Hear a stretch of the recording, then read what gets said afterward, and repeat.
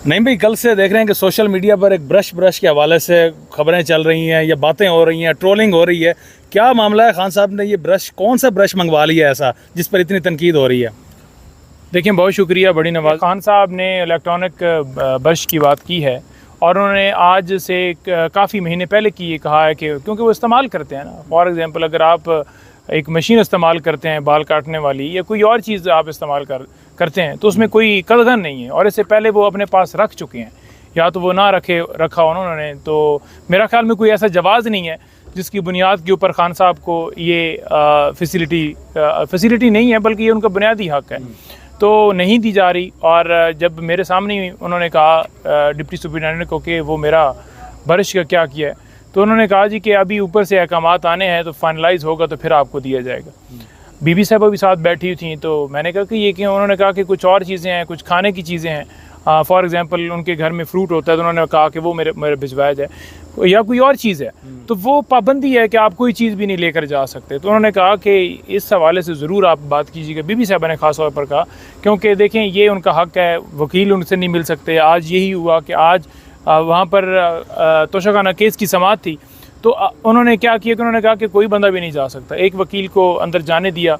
अब एक वकील अगर जाता है, प्रोफेशनल, उसने जाकर काम करना है, जाकर उस टाइम पर खड़ा हो जाएगा। सलमान सफदर साहब गए तो उसके बाद क्या होता है? उसके बाद ये होता है कि उसने वहाँ पर, क्योंकि वो एंगेज हो गया, लेकिन साथ जो वकील दूसरे होते हैं वो डेफिनेटली जब मीडिया से बात कर रहे होते हैं, खान साहब हम साथ खड़े होते हैं या दीगर डिस्कशन होती है, तो हम एक चीज़ जो है वो सारी पिक कर रहे होते हैं और आकर मीडिया को बता देते हैं। अच्छा, पीटीआई की मौजूदा क़यादत जो यहाँ पे लोग जो है वो बाहर हैं, जेल से बाहर हैं, अब वो लोग क्या जनरल फैज़ से कोई अहकामात आते थे उनको, जिसका हामिद मीर साहब ने भी गिरफ़्तारी वाले दिन जो है वो तज़किरा किया है कि उनको जो है वो बार बार जो है वो ब्रीफ करने की कोशिश की जाती थी फैज़ हमीद साहब की जानिब से? कोई ऐसी चीज़ है कोई आपके इल्म में?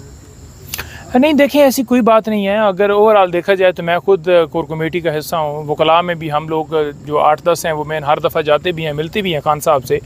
तो आपने नहीं सुना होगा कि किसी बंदे ने आकर स्टेटमेंट दी हो कभी भी कि जनरल फैज़ के साथ उसका कोई रब्ता। तो खान साहब का बड़ा वाज़िया पैगाम है।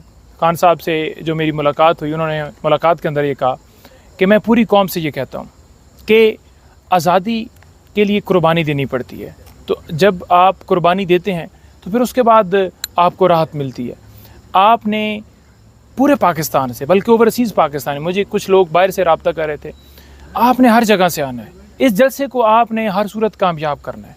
इस जलसे की कामयाबी जो है हमारी आने वाली जो लाइन है वो सेट करेगी।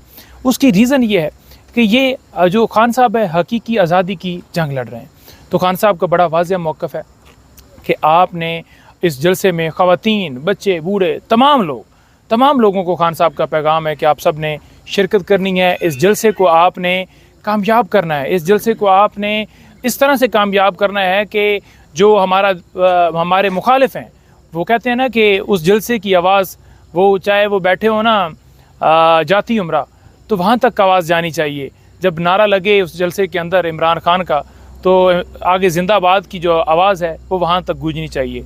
और इंशाल्लाह आप देखेंगे कि ये तारीख़ का सबसे बड़ा जलसा होगा। और अगर कोई रुकावट डालने की कोशिश करेगा तो मैं वाज़ह कह दूं कि जलसा हर सूरत होगा। जलसा कहाँ होने जा रहा है? मकाम का तयन कर लिया गया है क्या? F9 पार्क या किस जगह पे इस्लामाबाद में जलसा होने जा रहा है? जलसे की इजाज़त आई थिंक सो वो है ना तरनौल के अंदर जलसा हो रहा है, और उसके हवाले से हमने बड़ा वाज़ह पैगाम भी अपना दे दिया है। तरनौल के मकाम के ऊपर ही जलसा होगा। हुकूमत ने खुद जाकर अंडरटेकिंग दी हुई है, अदालत उसके अंदर इन्वॉल्व हुई है।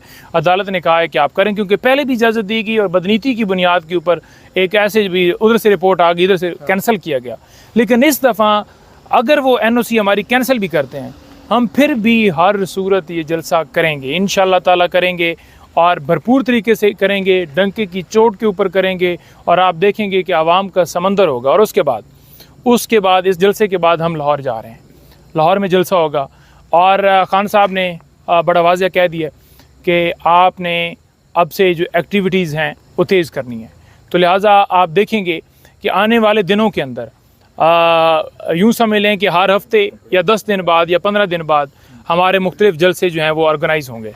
नहीं हैदर पंजोता साहब, आपने कहा कि आपकी बार अगर एनओसी कैंसिल कर दिया जाता है उसके बावजूद आप लोग जलसा करेंगे, तो ये तो टकराव की मामलात हो सकते हैं, नुकसान हो सकता है, तो उसको कैसे आप लोग टैकल करेंगे? किससे टकराव हो सकता है? क्यों कोई टकराव करेगा? क्यों कोई आके हमें हर्डल डालेगा? क्यों कोई एनओसी कैंसिल करेगा? जब अदालत ने हुक्म दिया है पुरअमन जलसा करना हर एक तरह का, और हम चाहते हैं कि हम आवाम के साथ बात करें। आवाम चाहती है कि वो आकर अपना प्रोटेस्ट रिकॉर्ड कराएं, अपनी बात रिकॉर्ड करवाएं। वो चाहते हैं कि मुल्क के अंदर लाकानूनियत ख़त्म हो। वो चाहते हैं कि हमारा मुल्क माशी तौर पर उसमें इस्तेकाम है। वो चाहते हैं कि हमारा मुल्क आगे बढ़े। वो अपने बच्चों के मुस्तकबिल के लिए आएंगे, कोई यहाँ पर वो दहशतगर्दी करने तो नहीं आएंगे। अगर यहाँ पर जमात इस्लामी बैठी हुई है, बिजली के बिलों के हवाले से डिमांड रखी है, टैक्सेस जो हैं उसके हवाले से उनका मुतालबा था, तो क्या उन्होंने आकर कोई दहशतगर्दी कर दी है? आप अपने लोगों को दहशतगर्द करार दे रहे हैं। नहीं, जलसा किसी को कैंसिल नहीं करना चाहिए, और अगर जलसा कैंसिल करते हैं तो डेफिनेटली वो हमारे मुखालिफ हैं गवर्नमेंट वाले, तो वो कैंसिल करेंगे, वो उनकी बदनीति होगी, तो वो तो नहीं चाहेंगे कि उनका डाका एक्सपोज हो। तो आवाम राइट रखती है, आवाम अपनी मर्ज़ी के मुताबिक, ये आवाम का मुल्क है, कोई नून लीग का मुल्क नहीं है। तो आवाम ने फैसला किया कि वो 22 तारीख को इस्लामाबाद में जलसा कर रही है, तो आवाम आएगी और इंशाअल्लाह ताला हम सारे मिलकर नहीं करेंगे। हैदर पंजोता साहब, ये बताइएगा कि खान साहब के अब तकरीबन 2 केसेस रह गए हैं, तो एज ए लीगल कानूनी माहिर क्या लगता है, एज ए खान साहब के वकील क्या लग रहा है, खान साहब कब तक रिहा हो सकते हैं? देखिए, रिहाई की अगर बात की जाए ना, तो मैं ये देख रहा हूँ कि ये जो मूवमेंट स्टार्ट अब हो रही है ना, और लोग जो हैं जैसे स्टूडेंट्स भी मोबिलाइज़ हो रहे हैं, तो ऐसी सारी सूरत हाल के अंदर जब मोमेंटम ज़्यादा बनेगा ना, तो फिर उसके बाद आप देखेंगे कि जलसे जो हैं वो उनकी तादाद बढ़ेगी, रैलियाँ भी होंगी, एहतजाज भी होंगे और सारी चीज़ें। उसके बाद ही देखिए, आवाम की ताकत से खान साहब बाहर आ सकते हैं। लीगल कोई केस नहीं है, नंबर 1। नंबर 2 बात यह है कि खान साहब की डील के हवाले से या खान साहब के उस मौक़िफ़ के हवाले से कि वो भागने वाले हैं, मैं खान साहब के वर्ड्स बात टू बात आपके सामने रख देता हूँ कि खान साहब का क्या मौक़िफ़ है कि मैं भागूंगा या इधर रहूँगा। खान साहब ने कहा उस दिन कि देखो नहीं, मैंने कहा जी सर, उसने कहा है कि 2 वक्त की रोटी जो है ना वो इंसान ने खानी होती है ना। मैंने कहा जी। उन्होंने कहा कि एक बंदी की ख्वाहिश होती है जी मैं गाड़ी लूँ, मैं बंगला लूँ, मैं जहाज़ लूँ, मैं दुनिया फिरूँ।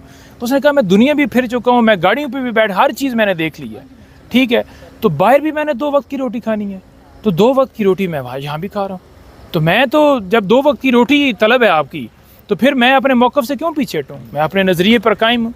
मुझे ये जितना मर्ज़ी है रखना चाहें, और ये इनको अगर लगे कि मैं टूट जाऊँगा तो ये इनकी भूल है। उन्होंने कहा है कि मैं किसी सूरत जो है अपने मौक़िफ़ से पीछे नहीं हटूँगा। सारे लोग ये सुन लें कि इमरान खान आज अगर बैठा है तो आपके बच्चों के मुस्तकबिल के लिए, लेकिन as a Pakistani, as a शहरी पाकिस्तान के, हमारी ज़िम्मेदारी है कि इस सारे माहौल के अंदर जो है हम उसके लिए निकलें। जब भी कॉल दी जाए, जब भी आवाज़ आए, तो उसके ऊपर लब बैक हैं, क्योंकि ये किसी एक की कुर्बानी से मामला नहीं होगा। हम सबको आना पड़ेगा, हम सबको आकर फ्रंट फुट पे आकर सारा कुछ करना पड़ेगा। हम हमेशा जब भी कॉल आई, मैं, हमारे और दोस्त सारे 7-8 दफ़ा कॉल आई है इलेक्शन के बाद, हम निकले हैं, लेकिन आपको भी निकलना पड़ेगा।